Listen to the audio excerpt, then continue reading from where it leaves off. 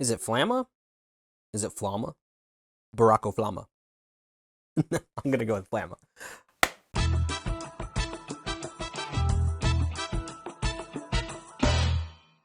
All right. So yeah, this is the Flamma FX10 portable modeling headphone amp. If you've watched my channel before, you know that I'm in a borderline unhealthy relationship with my Fender Mustang Micro. What's great about these headphone amps is that they take a lot of the barrier out of the practice of electric guitar, especially as a dad with a house full of ladies who don't want to hear me practicing Neon over and over again until 2 in the morning. These things are a lifesaver. They're designed, they plug right into your electric guitar where you would plug an instrument cable in, put some headphones on, you plug your headphones into this, and you've got anything from like classic, clean American Fender sounds to cranked Marshalls to high gain sounds like Soldanos or EVH 5150s. So at this point, you might be asking yourself, if I love my Fender Mustang Micro so much, why am I talking about the Flamma FX10? Well, this thing is $79.99 right now. And I'm not getting paid to do this video. This isn't like a sponsored promotion. But the Fender Mustang Micro is $120. So my question is, for 2/3 of the cost, is this thing as good?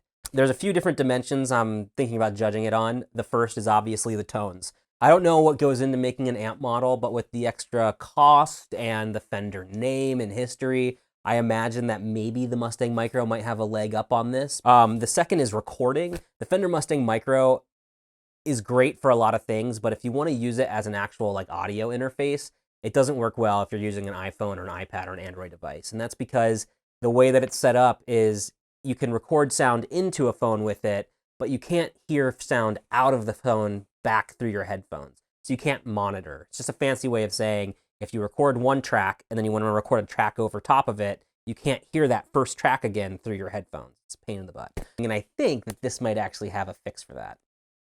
The third is ease of use. The Mustang Micro is dead simple to use. I'm wondering if with the extra functions that are in here, if it's as easy to use, so we're gonna check that out. The fourth thing is extra features. So this has a drum machine built into it. Also has this really cool extra feature where you can save presets. On the Mustang Micro, if you find an amp and an EQ setting and an effect sound that you like, you can play it and you kind of have to keep track of it because if you turn it off and turn it back on again, you're back to square one. I believe you can actually save your amp, tone, and effects settings on this, which is really cool. And then finally, I'm just curious about the build quality. You know, at 2/3 the cost, does it stand up to the Fender Mustang Micro? So that's tones, ease of use, recording, extra features, and build quality. First things first, I'm gonna do tones. And so I think I'm gonna do something fun here where I'm gonna match up the Mustang Micro and the FX10 amp sounds as best I can, and then record them and then play them back for you without you knowing which one is which. I'm gonna play a clean, sort of a mid gain and then sort of a high gain loop, and then I'm gonna play the loop through both devices. So it's the same playing, same mistakes in both. And that way you can kind of judge purely on which tones you like better. I'll kind of give my thoughts on the remaining 5 criteria at the end. I'm not gonna test every single amp tone because there's not a one-to-one relationship, but if you go to 60 Cycle Hum's YouTube channel, he plays through all the amps and the different effects, and if you really wanna get into the details of what each one sounds like, he has everything there, so you should definitely go check that out. All right, so you'll get to decide which ones you like the best. Tell me in the comments below which ones you think sound better, and let's go.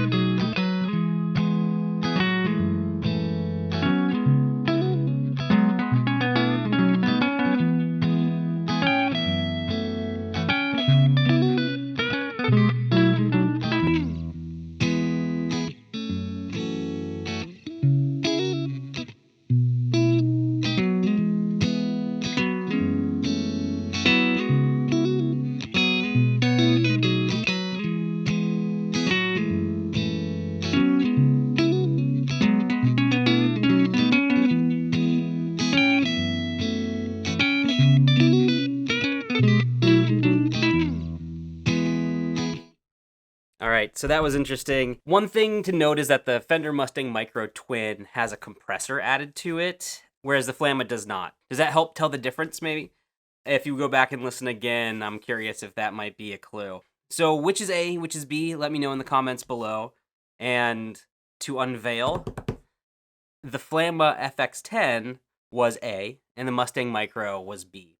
So what I hear, and again, not an expert, so disclaimer, but the 65 really did have that more scooped black panel Fender style sound of like the mid 60s. The Flamma had more mids and it sounded a little less high fidelity maybe, but still it had some of that Fender clean character to it. I think it's usable. The reverb on the Fender was also more smooth and like higher resolution to me, I guess is how I'd say it. But the compressor on, it made the Fender, the Mustang Micro, feel a little bit thin. And so overall, for what they are, I think they're both usable. Fender clean tones, if you're using it to record your practice or share something on social media or, you know, put some demos together, I think they work. I'm actually impressed with the Flamma. I was expecting a lot worse, to be honest, and it definitely passes. So that's really cool. So now let's listen to the 65 Deluxe.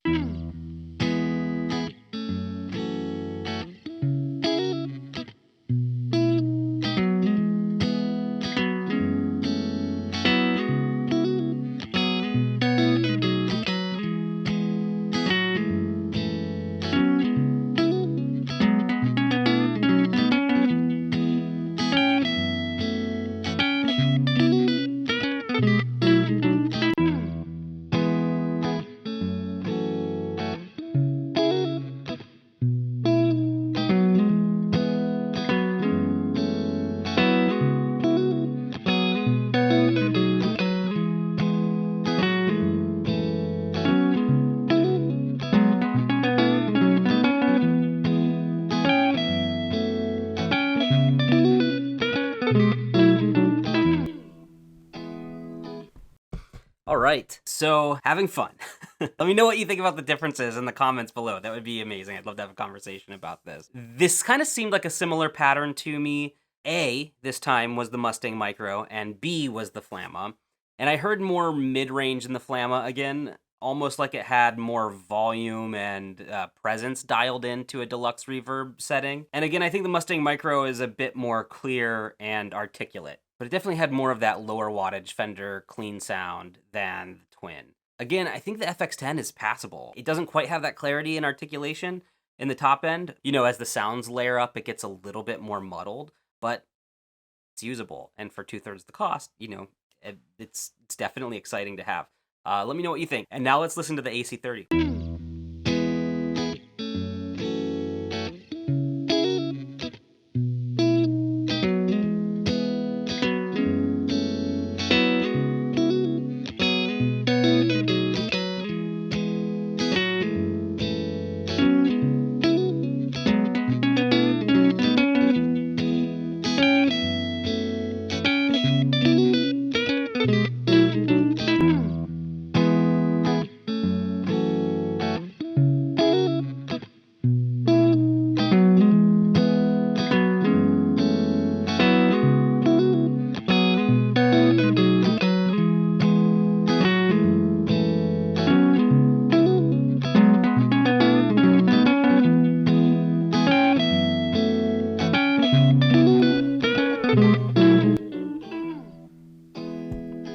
All right. So for me, this had even more of a noticeable difference between the two amp models. Almost like there may have been different creative choices in how to set up the amps that you're modeling. So get your guesses locked in. Which one do you think was A? Which one was B? A was the Mustang Micro again, and B was the FX10. And the Mustang Micro, it sounded like a clean AC30. The single note lines were much more full and, you know, that bell-like sound compared to the Fenders. So they just kind of had, more, I think, more of that mid-range kind of presence. It doesn't have that mid-scoop thing happening. For the Flamma, you can tell they were going for more of a crunchier, maybe edge of breakup sound. I actually forgot, and I had the loop volume turned down a little bit when I recorded that. So the model was actually a little bit crunchier than that, even when you're using it right out of the device. But it's kind of cool that you can kind of roll volume back and it hits the amp a little less hard and that cleans it up. Like, that's actually kind of a cool thing that the Flamma does that I haven't really noticed as much in the Mustang Micro. Almost as if the preamp is being hit a little bit harder and doing a little bit more work. I like both these tones. And again, I think the Flamma is passable and enjoyable to use. So pretty cool. What did you think? Let me know. And now let's check out more of a mid-gain sound with the Marshalls.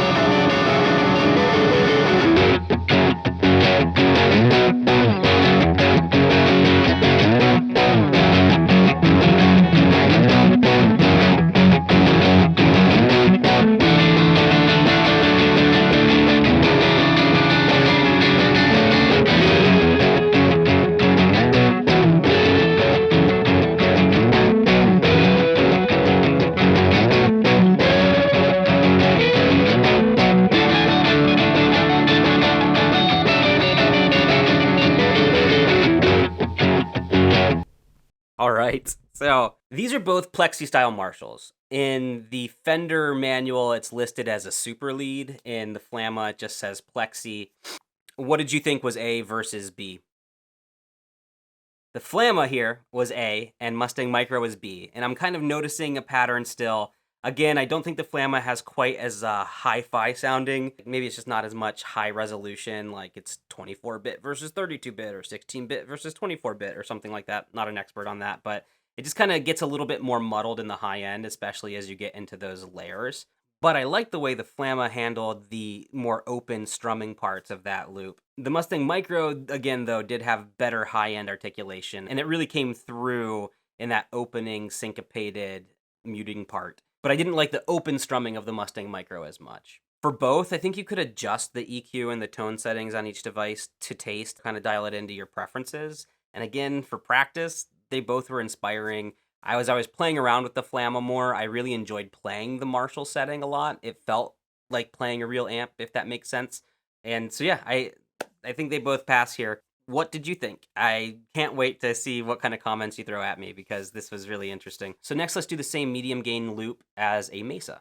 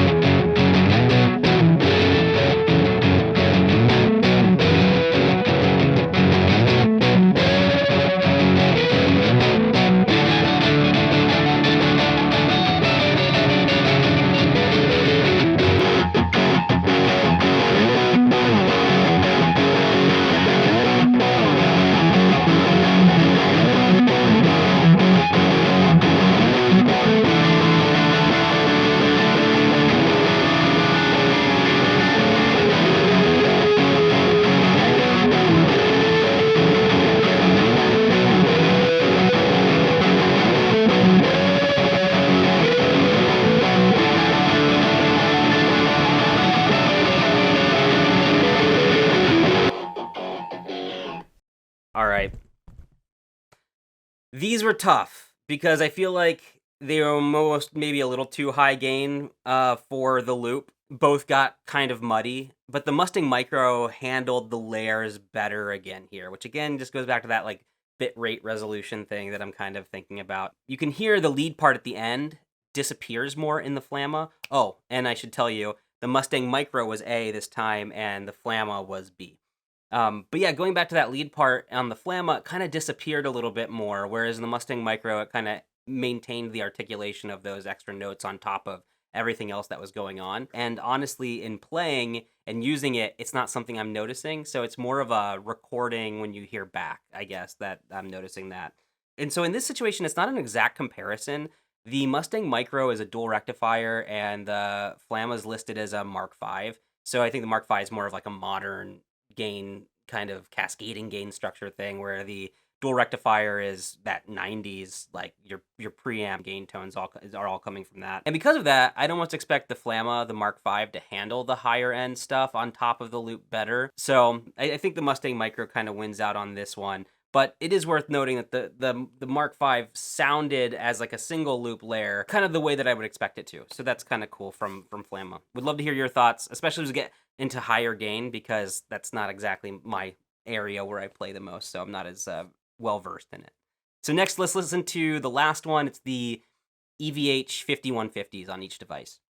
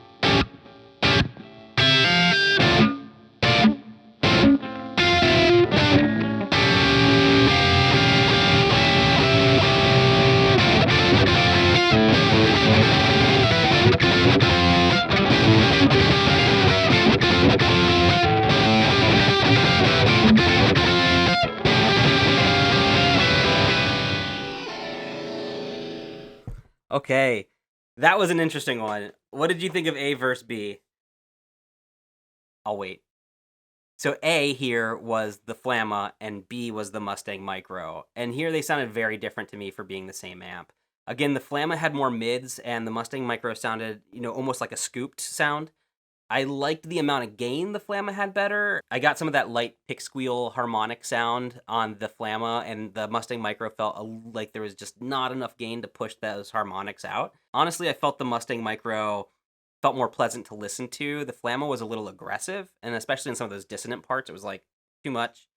And that could be exacerbated by the fact that I'm not usually a high gain player, so apologies for that, but ultimately, with the EQ and tone settings, I think you could find something you like dialed in, and especially for practice. I think these are a lot of fun with headphones on. But I want to hear what you think. I'd love to know, based on all of these, what your thoughts are on the Mustang Micro versus the Flamma. And again, just be nice. I'm obviously a hobby player. And next, let's go check out the drum machine.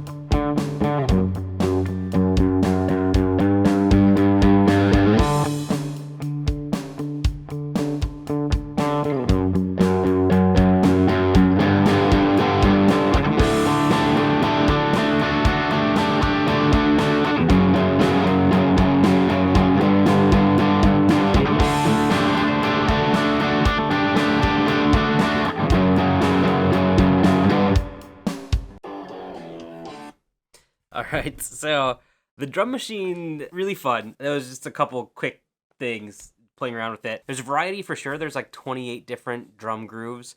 Those are just two of the random ones I went to and checked out. And yeah, it was a lot of fun. I could totally imagine just jamming along to that, practicing soloing, practicing keeping time. Obviously, I need it. It's a really nice feature to have built in. You can adjust the volume, you can adjust the tempo, and you can adjust the groove. So yeah, I think it's a win. Now let's check out how the recording and monitoring situation works and see if it solves that problem of the Mustang Micro. So now let's see how the FX10 actually handles monitoring when recording to something like an iPad. So I've got my iPad queued up here. I've got it plugged in via the Apple camera adapter. And I'm just going to go ahead and hit record. And hopefully we can lay down a first track and then lay down a second track on top of that and be able to monitor through the headphones, which are plugged into the FX10. So let's give it a shot here. I'm going to go ahead and hit record.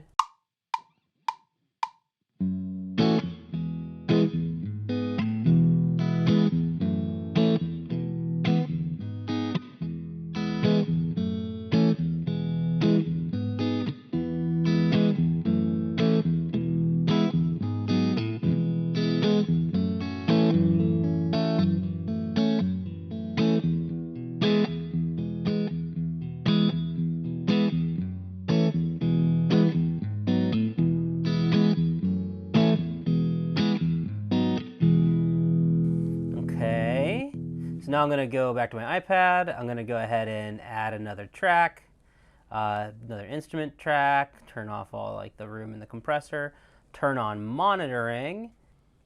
So now I should be able to go ahead and record another track on it, make sure my volume's up, and go ahead and hit record.